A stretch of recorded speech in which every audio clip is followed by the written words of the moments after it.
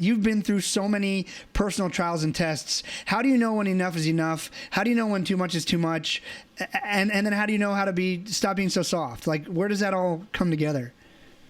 You know, I've been thinking about it a lot because I've had a lot of time with COVID, and I'm definitely an always-on kind of guy. My father was an always-on kind of guy, and I'm actually writing an article right now that was inspired last night around this idea of who excites me, who inspires me, right?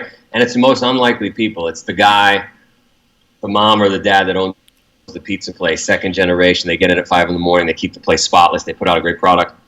The stonemason, the stonemasons that I've known throughout my life, the steel worker, those people that are just like animals. And I say that as a loving term. Animals that just get after it. And they just work all day. And then the people that I just have a really tough time around. Somebody asked me yesterday, Joe, you seem like such an optimistic guy. Who are the people, like, what drives you? What bothers you? It doesn't seem like anything bothers you. The one thing that bothers me is people that just don't get after it. They don't work hard. You just kind of see their hands in their pockets, right? And it just drives me nuts. I don't want to be around that. Those are energy drainers for me. So those are the two sides of the spectrum. I like to be around high performers, but not even high performers like they're making a lot of money, just high performers in that they just get after it. They're relentless.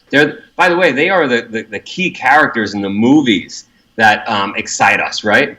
And so, or the books. And so, but, you know, those people, including myself and my dad, tend to flame out. Like, we work really, really hard, right? And you know, I don't know, every 3, 4, 5 days, I collapse on the couch for a 30-minute nap, right?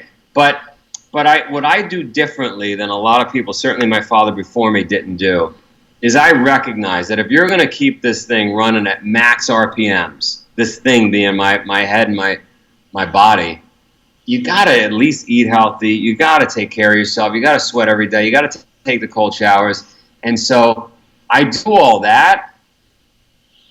And I guess you could make an argument, the audience could make an argument listening to this and say, yeah, but Joe, you really should slow down. And I guess I would say, well, then, to be honest with you, that would not be a life that I want to live. I don't want to slow down. I want to be just like those people that inspire. I want to get after it nonstop, 24/7. Be up at 5 a.m. Be the first one on phone calls, talking to Singapore, but I'm going to treat myself like an Olympian also.